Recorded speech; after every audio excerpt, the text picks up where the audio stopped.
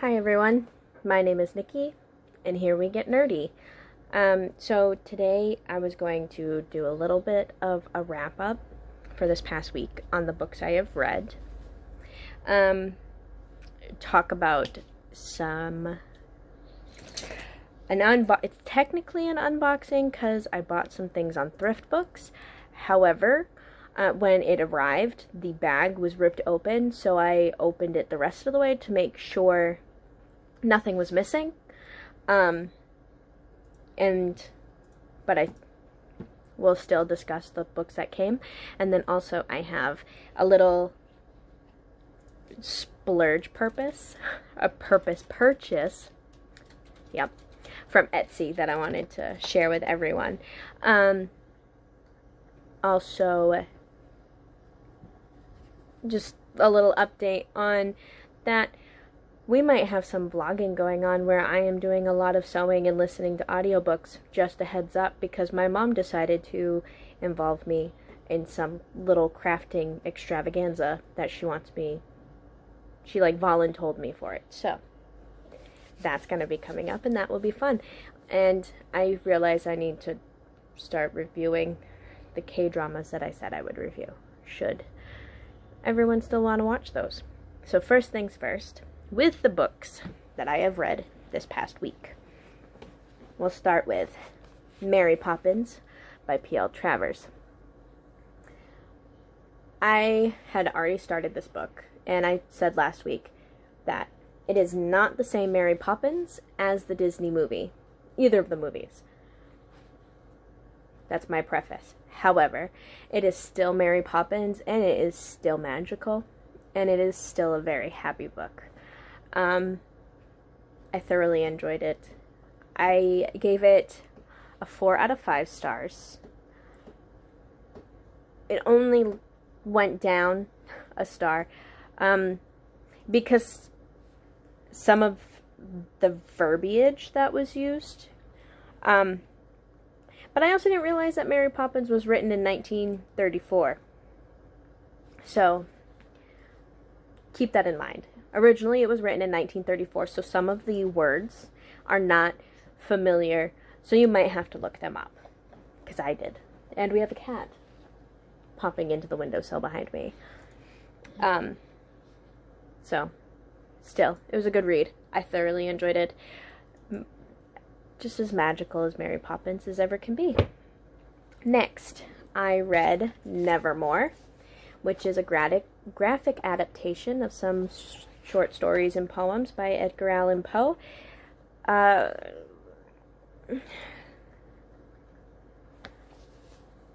rated this a 3 out of 5. I love Edgar Allan Poe a lot. And I need to stress that this is adaptations.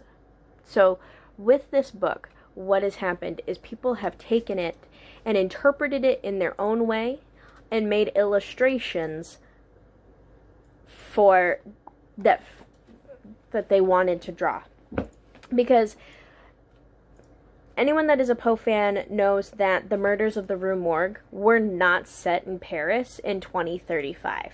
And there was not an AI that helped investigate the murders.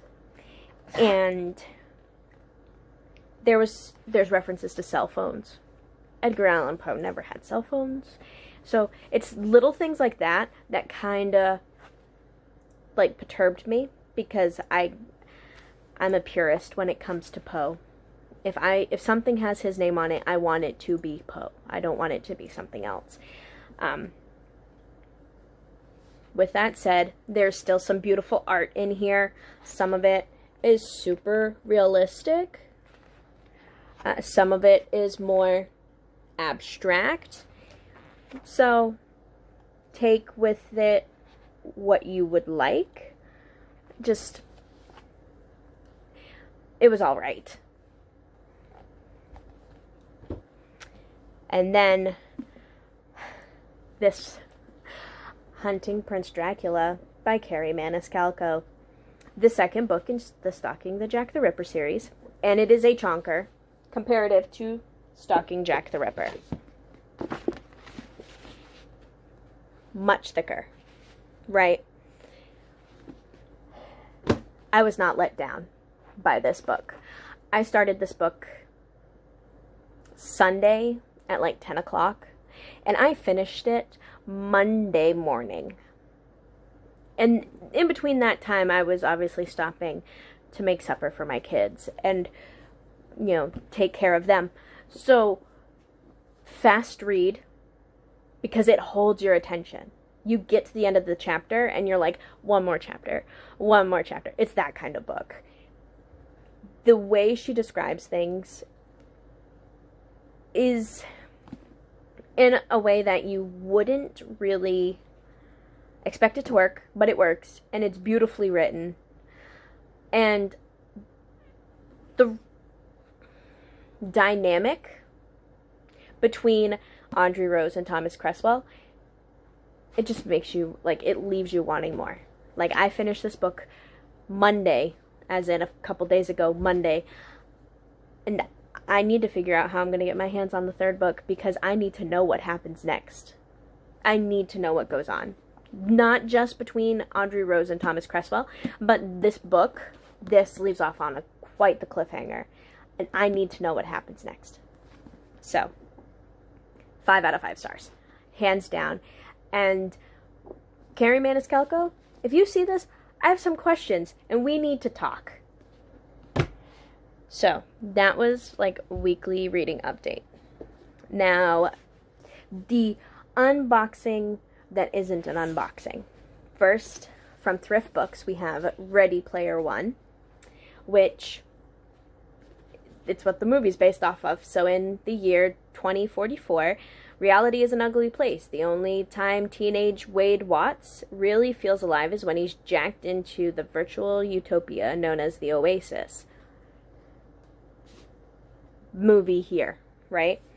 However, everyone that I have talked to says that the book is astronomically better than the movie, like everything else Hollywood does. So, I need to give it a try. Yes, dystopian is not my cup of tea. Yes, sci-fi is not my cup of tea. But you know what is? League of Legends and pop culture. So, video games, pop culture, in a book, I'm sold. I need to read it. And I want to read Ready Player 2, even though I've heard that this book sums up everything really well, so they don't understand why there was a number 2, but I'm intrigued, so now I want to know why there's a number 2 as well. So, Ready Player 1 by Ernest Cline. I want to know.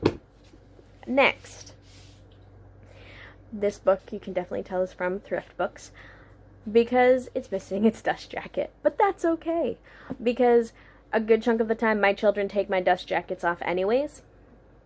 So, very rarely will you see books like this that have the dust jackets. See, here's the first in this series, naked. I don't mind a naked book. So we have Magnus Chase and the Gods of Asgard, Book 3, by Rick Riordan, Ship of the Dead. There's the spine, the front. You can tell somebody had tried to tape the dust jacket on and it didn't stay. It's a library copy, but that's okay. I don't mind. Books still read perfectly as well, even if they are a little beat up. Right? We still love books. At least I still love books. So now that I have all 3 in this series, I will read it, because that's the frustration I have with myself with this series, is usually I will not start a series until I have all of the books, because I don't like getting to the end and not being able to start the next book right off. So I am halfway through the first book in this and then paused myself because I knew I'm going to finish this really fast. And I don't have all the books yet. So, now I have all the books. I can finish it. The second book's right here, next to my Titanic book. So. And I still haven't figured out what I'm going to be reading the rest of the month, because we've already fulfilled our 2 challenges. Well, all 3 of our reading challenges for our reading journal. Our reading journal was our challenge book, which was Mary Poppins, our BTS challenge book, which was Nevermoor, and then our free choice, which was, Hunting Prince Dracula. So now I need to figure out what I'm going to read the rest of the month. But I can't, yet again, I can't do this Mangus Chase, the first one, because that is covering up a different prompt for the yearly 2021 book challenge. So, and last but not least is my Etsy impulse buy. On Valentine's Day, I received this candle, but in a much smaller size. Like, it was like half this size. And I burnt through it super fast because I absolutely love the scent. I don't know if everyone else is the same. Don't like buying candles online because you can't smell them. So you're worried about how strong they may be, if you may like them. My mom has breathing issues, so I can't have strong candles burning in my house because it will send her an asthma attack, and it's never good. So this is Poe's Study by they're LaFab, Geek Boutique, and I become insane with long intervals of horrible sanity. I become insane with long intervals of horrible insanity. With the aroma of a library and buttered rum. Geeky soy wax candle, hand poured in Georgia, United States. Like Georgia down south. The great thing about this company is I lost my other stuff. Oh well. The great thing about this company is it's run by 3 girls that make it themselves. Oh, it smells so good. It smells like butterscotch. Like, yes, it says buttered rum, but when it's burning, your house smells like butterscotch. And that is one of my favorite candies. They not only send this candle packed so tightly that there's no way this is breaking. They send you care instructions for it. They send you a sample for another one of their candles, and they send you a handwritten note that's personalized. Like mine says, "Hey Nicole, thank you for shopping with us again because I bought a candle earlier and I said, do you have the bigger size?" And they said, yes, we have one. They put it back up on their Etsy store just so that I could purchase it, and then took it back down. So their customer service, on point. Their candles smell gorgeous, and it's supporting a small local business. And so who doesn't want to do that, right? They're my favorite. I will forever be buying their candles and their candles only from now on. I have a Beacon book box coming. The March box should be coming late next week, early the week after. So there will be another unboxing coming up, and there might be some K-drama reviews coming shortly in the next week. Probably tomorrow there will be one. So don't forget to subscribe, hit the notification bell, comment below anything you would like to see me read and me give you my review. And let me know, do you want non-spoilery reviews or do you want reviews that have spoilers in them? And yeah, have a good day.